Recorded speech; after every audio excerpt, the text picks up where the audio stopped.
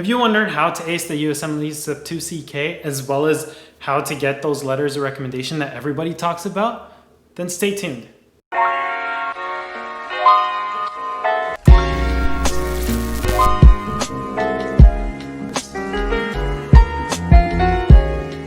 So welcome back everybody to another video. We're continuing our path to US residency. Today we're going to be talking about Step 2 CK, Step 2 CS, and last but not least, electives and letters of recommendation.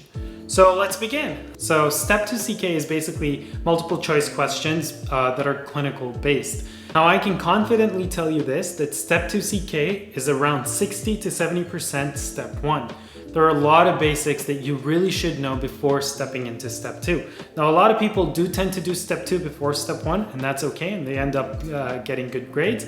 But I do recommend that if you really want a high grade in the easiest fashion, that you should do Step 1 before heading towards Step 2. Now, starting off, Step 2 is this kind of exam where everybody has mixed emotions and everybody has mixed opinions about. There's no real consensus on how hard or easy the exam is. Neither is there any consensus on the resources, which I'll be getting into a little later. But I can tell you this, that it really relies on your clinical sense. Now, again, like Step 1, it's very important to kind of find the plan and stick to it.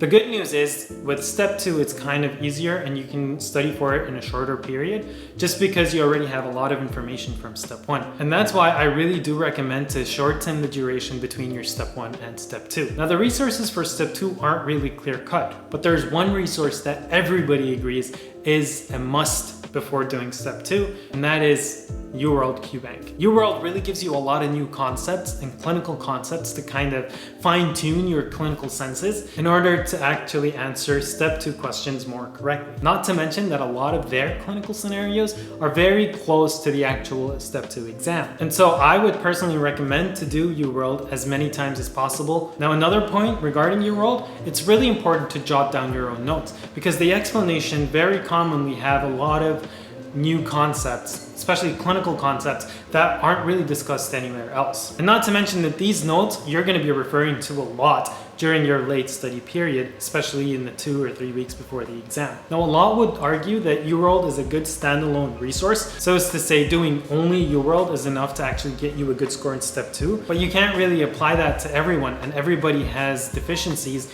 in different aspects. And so there are multiple resources that can actually supplement UWorld and help you understand better. Now, I personally am a guy that really believes in video lectures, and so I really highly recommend Online Med Ed. They have really nice clinical lectures that will actually help you understand and give you a lot of that clinical sense that you do need. And it's not like they'll give you something that only applies to one specific topic. They will usually give you fundamental concepts that you can apply across the board. Now, another set of videos would be the Kaplan videos. They have a lot of explanations in different topics, and I do recommend you to go through the specific topics, especially the ones where you think you lack understanding of. Now, the next resource is usually very overlooked. Not a lot of people kind of focus on, but I would tell you, please focus on your clerkships. Your clerkships can actually give you a lot of information that you will be using during your Step 2 exam. And I've come across more than 5 or 6 questions where I remembered the answer solely from my clerkships. And so I really highly recommend that you do focus during your clerkships so that you don't miss out on a lot of those information. Now, what if you already surpassed that and you're done with clerkships? Not to worry, these resources I just mentioned are more than enough and they will get you the information you need to get a high grade, plus a couple of others. Now, Master of the Boards is a really important book. A lot of people kind of find it helpful, especially in the way that it gives you what you need straight to the point. But the problem with Master of the Boards is that it doesn't dive deep into different explanations of different concepts.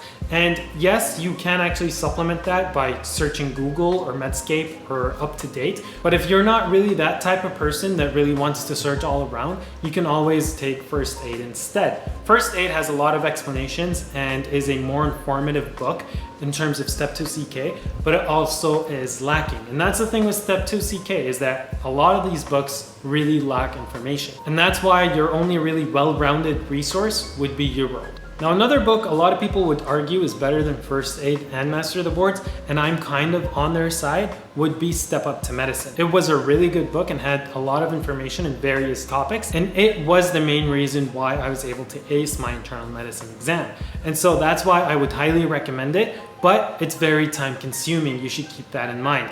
If you have the time, I would highly recommend you read it, but if you don't, it's okay to skip it. So that's it for resources. Now, coming to some tips on the actual day of the exam. Again, I would give you the same tips that I said in my previous step 1 video. Be sure to go and watch it if you haven't already. Just try not to stress out on the day of the exam. And do remember that when you leave the exam, almost everybody, more than 90% of people that leave the step 2 exam come out saying that, oh, I think I failed, oh, I think I did bad, and then end up doing better than what they expected. Now, before continuing, I really need to get a coffee.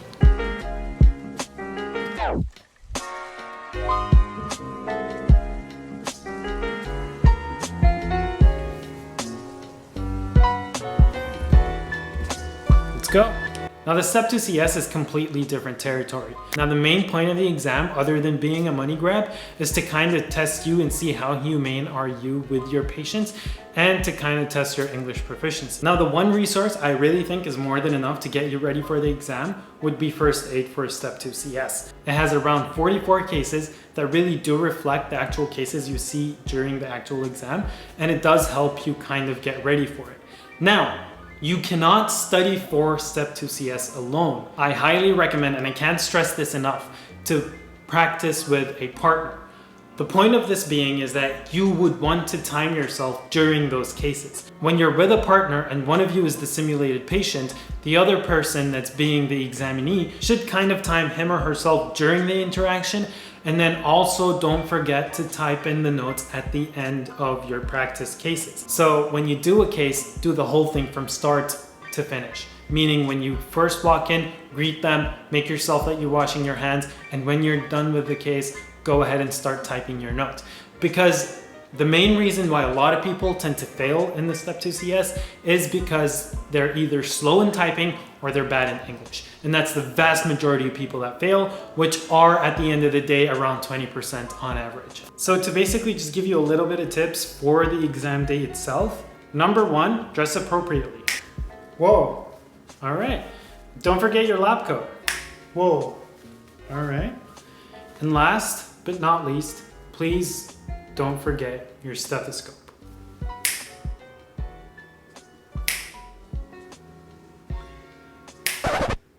Oh, I think I might have forgot it in the car. Now, during your exam, they're going to be giving you breaks at set times, as well as refreshments and some snacks and food so that you don't get hungry.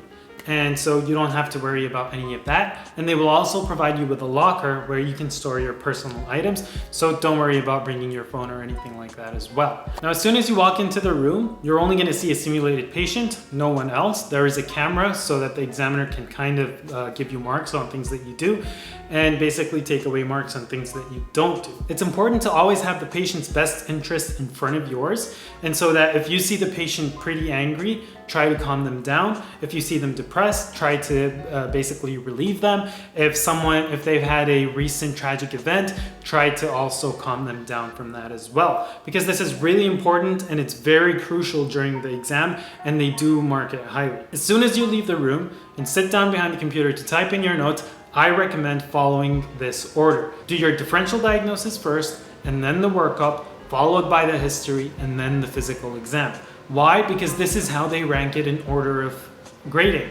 They'll grade your differential diagnosis the highest, and then your workup, and then your history, and then the physical. I think I had one case where I didn't have time to write the physical, and I ended up passing. And that's the beauty of the Step 2 CS. You really don't care about how much you get. You only want to pass because it's a pass or fail exam. Now, given the current situation, they've stopped the CS because of the whole Corona thing, but they did allow IMGs to do the occupational English test, which means you can do the same exam that will also allow you to apply for, let's say, the UK. And that is basically better for you in terms of that is purely an English test with nothing else. I can't really give you much advice because I haven't done it myself, but I do hear that it's easier than the CS. Plus, you don't have to really focus a lot on any of the clinical stuff. Just know your English. And again, the same advice comes up again and again. Don't stress yourself out. If you do stress out, that's when you start losing grades. Don't let the patients intimidate you, whether they're lacking facial expression or giving you a bad facial expression or bad feedback, just don't let that affect you at all. Just forget about what they're doing. At the end of the day, they're actors and they will throw you off. So just focus on what you want to do, what you're asking, and your physical exam. Now, I do recommend that to use the gloving method instead of the sanitizing or the washing your hands, because in both cases you need to dry them before touching the patient, while using the glove is just a quick on and off. But if you are one of those people that do kind of fiddle with the gloves, then just go for sanitizing. It will save you a lot of time. So that wraps it up for today's video. If you enjoy my content, please subscribe and smash the like button because it helps me with the YouTube algorithm. And don't forget to share this video with all your friends that you think are interested in this kind of content. And if you have any questions or suggestions for future videos, please hit me down in the comments. I'll be sure to reply. And thank you all. We'll see you in the next video. So stay tuned.